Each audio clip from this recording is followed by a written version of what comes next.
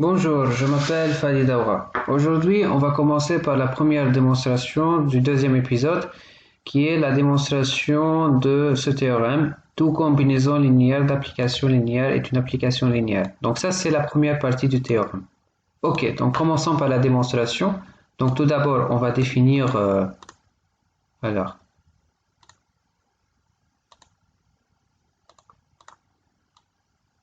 ok, soit E et F de KEV. Ok, donc ce sont deux sous-espaces vectoriels sur le corps commutatif K.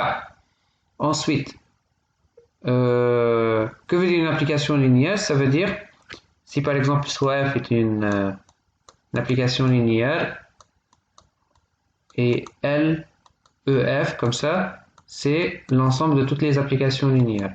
Donc si et seulement si, voilà, quel que soit x, y appartient à E et quel que soit lambda et mu appartient à K, corps commutatif, on a que lambda x plus mu y égale lambda f de x plus mu f de y.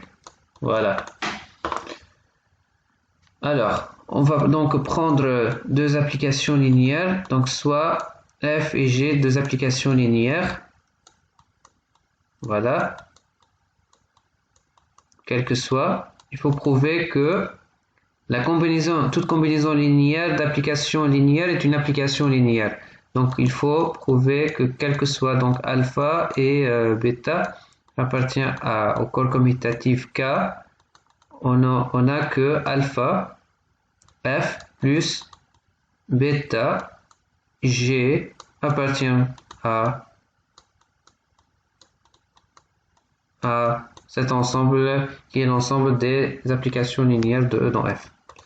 Comment prouver ça? Tout simplement, il faut prouver cette propriété. Donc, il faut prouver cette propriété. Voilà, c'est ça.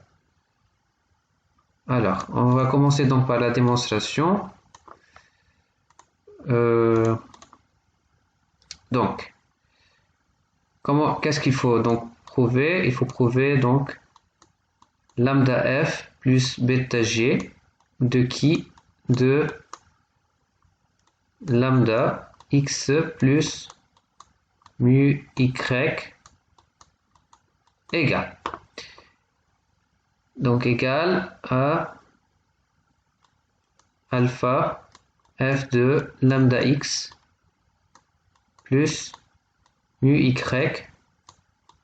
plus bêta g lambda x plus mu y, voilà, égal.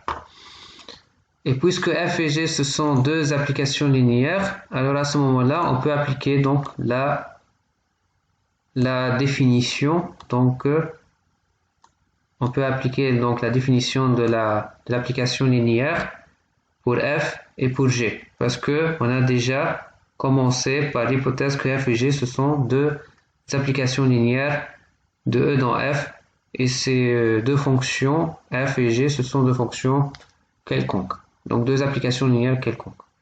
Donc ce qu'on va faire, c'est d'appliquer donc la définition de l'application linéaire. Voilà, donc c'est lambda f de x, voilà, plus mu f de y, voilà, on ferme les crochets, ensuite bêta, on ouvre les crochets, lambda g de x, voilà, plus mu g de y, voilà, égale lambda f de x, voilà. Pourquoi on peut commuter? Parce que tout simplement, ici, alpha fois lambda, en fait, puisque K c'est un corps commutatif, donc bien sûr, puisque donc K c'est un corps commutatif, donc on peut commuter lambda et alpha, tout simplement. Donc c'est bien clair qu'on peut commuter parce que tout simplement K c'est un corps commutatif. Voilà. Donc c'est la même chose ici.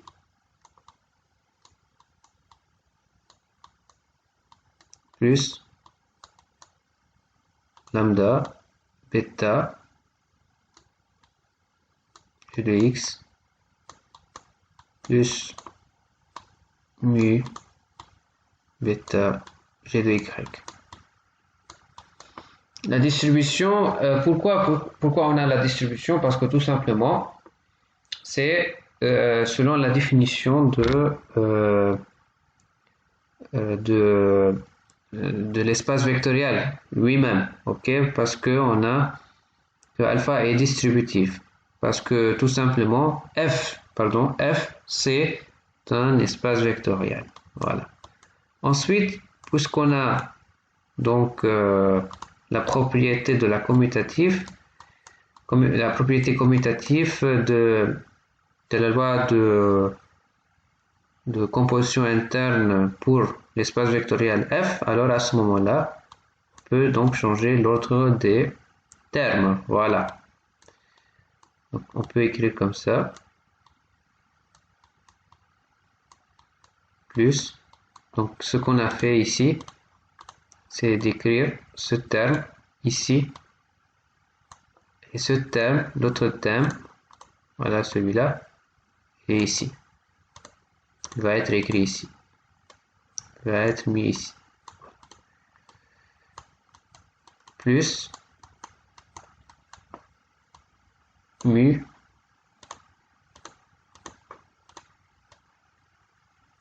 pardon, excusez-moi. Voilà. Bon. Bêta g de y. Voilà. Ensuite, on va utiliser la propriété de la distribution de nouveau. Voilà. On prend donc lambda en facteur. Voilà.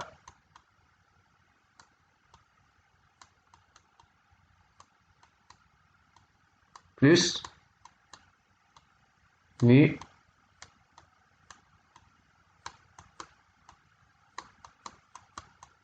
la même chose mais pour mu. Voilà.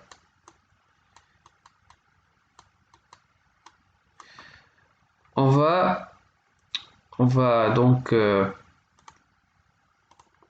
supposer que h est égal alpha f plus bêta g. Ok? Donc égal lambda h de x. Voilà. Plus mu fois h de y. Donc qu'est-ce qu'on a prouvé? Conclusion. Ça c'est h. Ok? Donc h de lambda x plus mu y égale lambda h de x plus mu h de y. Quel que soit donc x, y appartient à E et quel que soit lambda mu appartient au corps commutatif K. Donc conclusion, H est bien une application linéaire. Vous voyez, donc on a bien démontré donc la première partie du théorème. Maintenant, la deuxième partie du théorème qui est la composition d'applications linéaires et linéaires. Alors, donc soit f est une application linéaire de E dans F et G est une application linéaire de F dans G. Voilà. Et le but, c'est de montrer que G rond F, c'est une application linéaire de E dans G. Voilà. Si on démontre ça, donc on démontre le théorème. Voilà. Donc, commençons par la démonstration. On va donc nommer h égale g rond f. Ok? Quel que soit x, y appartient à e, et quel que soit, donc ça c'est le début de la démonstration, ça c'est le théorème, ça c'est le début de la démonstration. Lambda mu appartient donc au corps commutatif K, h de lambda x plus mu y égale. Donc c'est g rond f de lambda x plus mu y. Ok, donc c'est g, regardez, de f de lambda x plus mu y, voilà, égale. Puisque f c'est une application linéaire, alors à ce moment-là, on peut appliquer donc la propriété de l'application linéaire, n'est-ce pas? Donc point f de x plus mu f de y. Voilà. Et puisque g c'est une application linéaire, alors à ce moment-là, on peut écrire lambda g de qui? De f de x. C'est juste on applique la propriété de l'application linéaire. Ok? Mu g de f de y égale lambda g rond f de x plus mu g rond f de y égale lambda point h de x plus mu h de y.